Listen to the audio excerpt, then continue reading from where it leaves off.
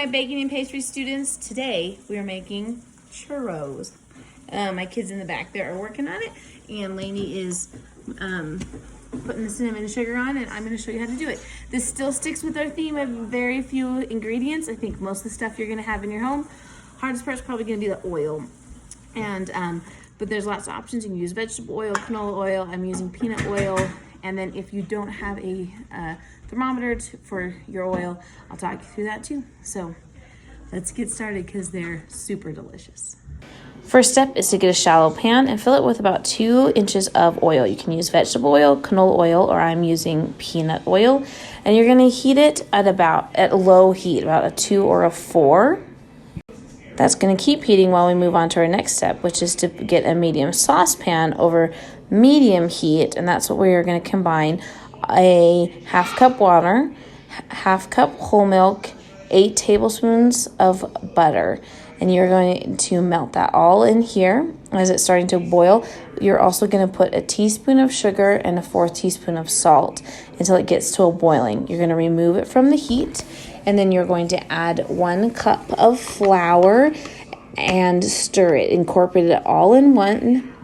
So you can see we're stirring it all up. It's off the heat here until it becomes one, kind of get all the moisture worked in there, and then we're going to put it back onto the heat once it's all mixed in and incorporated. Then you're going to keep stirring it until you see a film that kind of makes a little layer of film at the bottom.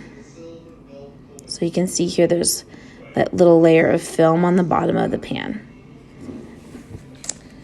After that, you are going to transfer it into a large mixing bowl. We're using a KitchenAid, but a regular mixing bowl, if you have a hand mixer, is fine. And we're going to beat it for about 2 minutes so it cools down. So the whole point is just to get that mixture to cool down because it's really hot right now. So about 2 minutes, you're going to beat the dough. After that, you're going to add the 4 eggs, but you're going to add it one at a time. Let it get all incorporated. And once that one is all incorporated and mixed in, you're just going to put in the other one. And all this time, your oil is being heated on your oven, stovetop. And you can check it. If it starts to get too hot, you can turn it down. But you're giving it all this time to get warm up to temperature. You want the oil on your stovetop to be heating. This is what it's going to look like once it's all incorporated. Nice thick. Kind of makes like a thick ribbon as you pull the spatula through and pull it out of there. We're using a gallon-sized bag because we can't find our pastry bag. If you have a pastry bag, great. If not, gallon-sized plastic bag works fantastic. Form your hand into a cup and then just spoon it all in there. Before we did this step, we did shove our very biggest tip, very biggest cake decorating tip into the bottom corner. You need a big cake decorating tip. Just a regular small one won't work. We'll show you what it looks like if you don't have a tip. Having a tip is the best, but if you don't have one, you can still make this. So you're going to fill that all up, and you're going to twist the top so none of it escapes. But before you do any frying of your dough, you want to get your cinnamon and sugar ready. So here we are getting a shallow pie pan full of 1 cup sugar, 1 teaspoon cinnamon. My son is struggling just a little bit there to get that leveled off. You're going to mix it all up so it's ready to go once you have your churros finished. Then over in our pot pan, which is heated to 350 degrees, you want to keep it between 350 and 370, we are squeezing out the dough into about 6-inch strips and cutting it off with a very clean scissors. So make sure you don't open up the dog food bag and then go to cutting your pastry. Make sure your scissors are clean. And you can see that big tip. It's making those ridges that you're used to in a churro. And it's going to cook for about 1.5 minutes on each side. You know your temperature because when you put the dough in, you see it start to bubble. So if you don't have a thermometer, you can test it with a small piece of dough, put it in there, and does it immediately start to bubble like you see here in the video. Keep checking your thermometer, make sure you're at the right temperature if you do have a thermometer. Using a pair of tongs, you're going to flip it.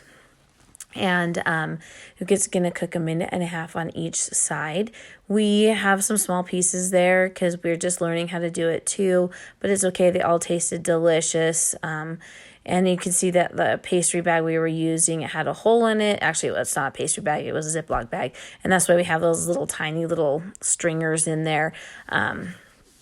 But that's okay. After you cook it 1.5 minutes each side, you're going to kind of get as much oil off of it as you can before you put it on a plate with a paper towel over it for it to dry.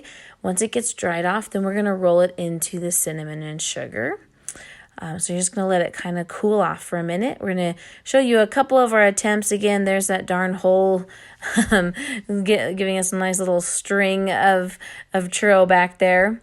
And then here we are rolling it in the cinnamon and sugar. Be very generous. You want a lot of cinnamon sugar on this. The ridges that your pastry tip creates helps to hold that cinnamon sugar in there. Also makes it a little bit crispier, which is what you're used to in a churro. Again, we'll show you what it looks like without the ridges. It was still delicious. It's just a little bit better with the ridges. And so we're just going to take some time and get it all covered in cinnamon and sugar. We're going to show you a couple more of our attempts here. Those are our little teeny tiny ones that didn't quite cook as well as we wanted them to. And my son really wanted a long churro. So you're going to see him struggle for a minute, but his goal is to make a long churro. He says those churros are supposed to be really big. So take a little practice. And you can do this by yourself. You can have the pastry bag in one hand and then your scissors in the other. We just happened to have a lot of people. It was a lot of fun. Everybody kind of wanted to help out. So we were able to have a couple hands in there. So the question you need to email me after watching this video to get credit for watching it is, what kind of oil did I use? And the answer is I used peanut oil. You can use any, vegetable canola oil that you want. I used peanut oil because a whole bunch was on sale earlier at Walmart for $4. So here they are, just putting some more cinnamon and sugar on that. And then Eli's going to show you what it looks like if you don't have the tip. It just comes out in one long strip just like that. It's a little smoother. Doesn't have quite the same crunch that you're used to, but still really delicious. I think you're going to enjoy it. So bon appetit. Enjoy, guys.